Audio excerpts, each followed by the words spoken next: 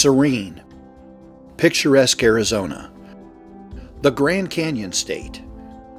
But recently, the governor of Arizona, Jan Brewer, begged for the help of our U.S. government troops to stop the Mexican drug cartel's assault on over 70 miles of U.S.-Arizona border. Instead, the Obama administration gave them signs, warning signs, much like "watch for falling rocks" or "yield." Bulldog Nation was outraged and sent our special operations team to the Arizona border.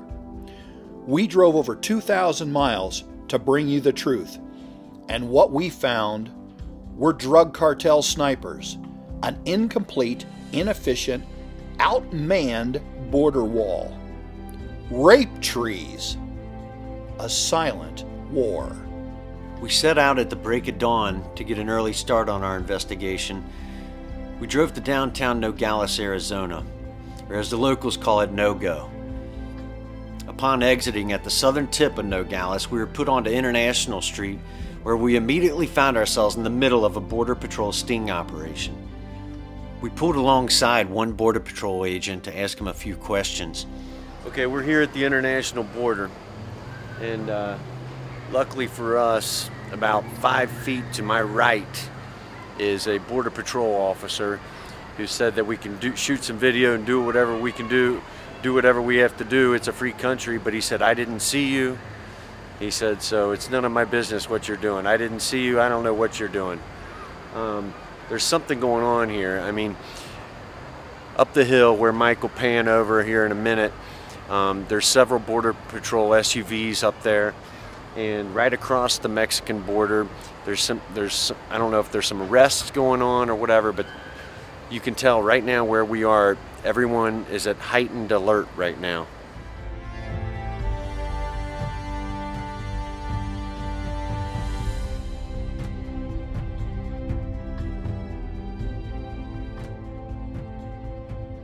We stopped at the main headquarters for the Border Patrol, and they led us to Captain Tony Estrada of the Santa Cruz Sheriff's Department. We wanted inside information on the Mexican drug cartel. We wanted to find out how they operate. What can we do for you? I really appreciate your time, and you know, I just wanted to hear some of your thoughts as far as what's been going on. You know, what's been going right, what's gotten better, what's still sketchy, what's still dangerous. Well, you know, obviously the danger is always there. You know, being a border community, especially this particular county. Out of the 15 counties in the state of Arizona, 15 counties, I think we're the third smallest in size and in population. Of the 4 border counties with Mexico, which is Yuma, Pima, ourselves, and Cochise, we are the smallest one. And we have about 45,000 people on this side. There's about 400,000 people across the line. So you can imagine the dynamics and the challenge of having a small county, you know, a big, powerful nation in the world, and in your backyard, it's literally, that's what it is. You've got 400,000 people, 4 times as many, a third world country. And so you've got a lot of activity, you got a lot of drugs coming through, and obviously you have a lot of human smuggling coming through. Captain Estrada proved to be a valuable asset to our investigation. He also arranged a ride-along with a sergeant major with the Undercover Narcotics Task Force.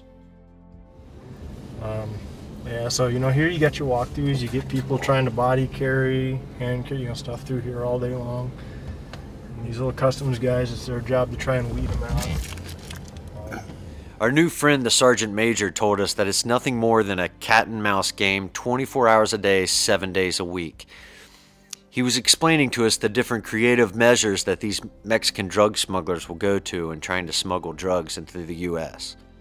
He drove us down to the post office. What you got is, you got a little, you know, storm drain here, a little canal that links up with a larger Morley tunnel that goes straight into Mexico. So you'll get your drug smugglers, they'll package your marijuana, and they'll come in the tunnel from Mexico, underneath the ground in the United States, and they'll wait down here. They'll get a car pull up like it's going to drop its mail off here. A couple of guys come out, throw the bundles in the back of the car, nice and neat, and you're on your way. by the time the call's even made to the police department, they're 3 blocks down the road. So. And the guys, the drug smugglers, are where? They're down there in the sewer, in the storm drain. They go right after they load the bundles in the car. They're right back down there and on their way back to Mexico. And how long does it take them to get in that tunnel and get back to Mexico? I don't know how long it would take them to get back to Mexico. I wouldn't imagine too long because we're only about, less than a half-mile north of the border at this point. Okay. He also informed us about the sewer drains. The Mexicans will get into the sewer drains and they will put hundreds of pounds, one time 700 pounds of marijuana stopped up the sewer system. The first indication we had a problem was when one of these sewer drains was spouting water about 100 feet in the air, and when they took the cap off to figure out what was going on, we had 7 or 8 bundles of marijuana down there clogging the whole operation up. And wow, I have never in my life smelled anything that bad. Another creative tactic the drug cartel employs is the utilization of sewer drains. I thought there was a smaller one up there, but same thing here. Access right in there, and you'll get a car, it'll pull up, it'll park right there, and a lot of times what they'll have is like, inside your rear wheel well, you have kind of a plastic splash guard or a fairing in there for the rear wheel well. They'll cut access into the trunk or something. They're about that big, and they'll pull up right there, and the guys down in the tunnel will make their little bundles like little cigar tubes, and they'll just right into the rear wheel. I mean, unless you really, really know what you're looking for, you'll never even see it, and they'll be on their way. Wow. And they are fast too, let me tell you. I mean, we've watched them sometimes load it, and you think it would take them a while to get a couple hundred pounds in a car. And I mean, they make NASCAR pit crews look slow, but for instance, okay, you see that house? Yes. I mean, that's in Mexico. You think that's an accident? You think somebody just said, hey, you know what? This looks like a great place to build a 3-story house with a turret on top of it, no less.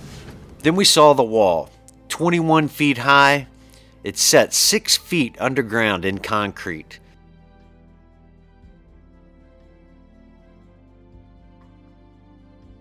Yeah, if we had time to sit here with a pair of binoculars, I'm sure one of those hills on there has got to have a scout sitting on it, because that's all, like I said, scouts on the south side of the line. They got to be there, I just don't know how. So have you ever had any shots taken at you? Here, me, no. I mean, it's happened, right? While the border wall is 344 miles long, to protect 1,950 miles of border, we traveled down the wall, the 21-foot wall, for about 10 miles. And then all there was a 4-foot barricade made out of steel railroad ties.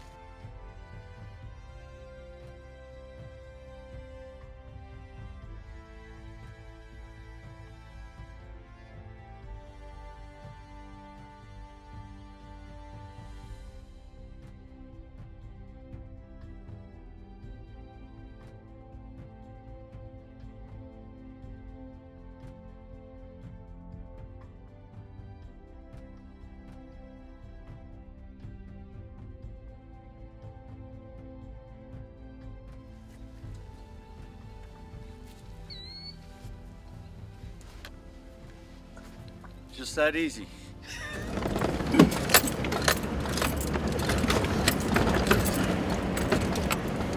This is awesome, Steve. Thanks.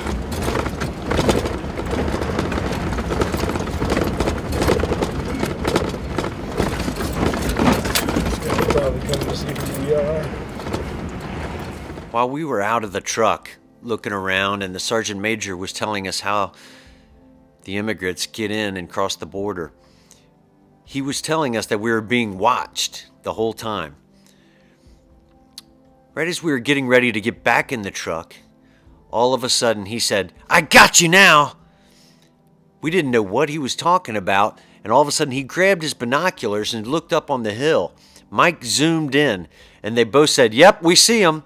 There were actually 2 snipers up on a hill. I grabbed a pair of binoculars, and I was able to see one of them that still had his long rifle pointed right at us.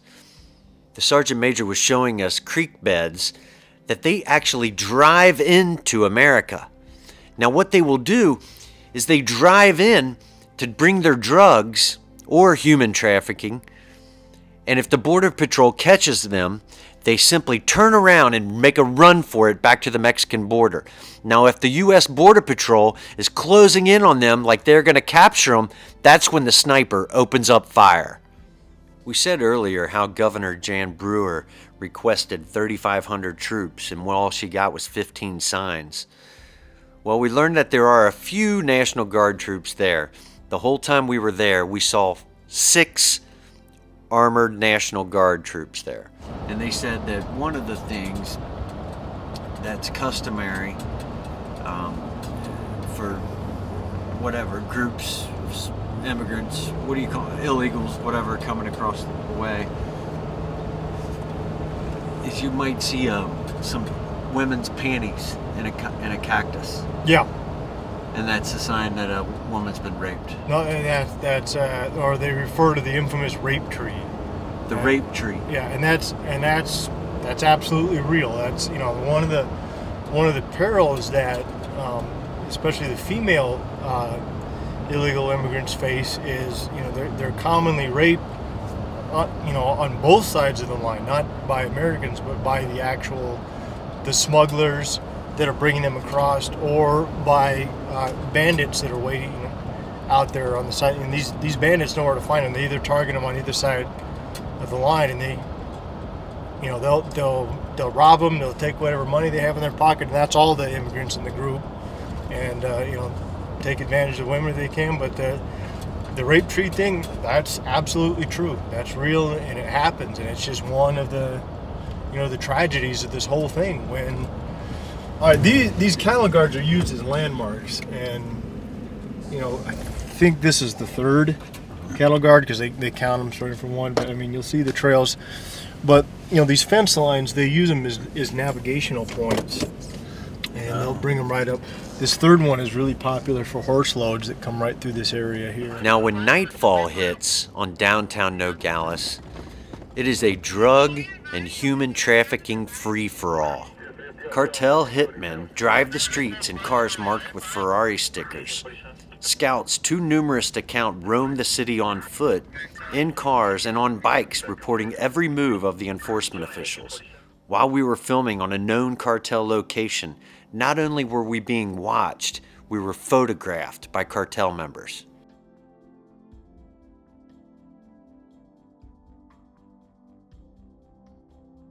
We stopped at the Sonora National Park and Monument to find our signs telling us, "Beware, danger, drug and human smuggling area." In contrast to the sign that you just saw, which is about 15 yards over to my left, right here, you can see this is another sign that the U.S. Department of Interior Bureau of Land Management placed. It's a national park, you know. It's a national monument here, and this is a beautiful area. This is where people come and, you know, and hike and are free to come and go. But, you know, with what's going on with the illegal immigration, you know, like we were saying, it's just, it's not a good place to be. And, you know, with the sign that you just saw over there, the human trafficking sign and the warning signs, those were put up.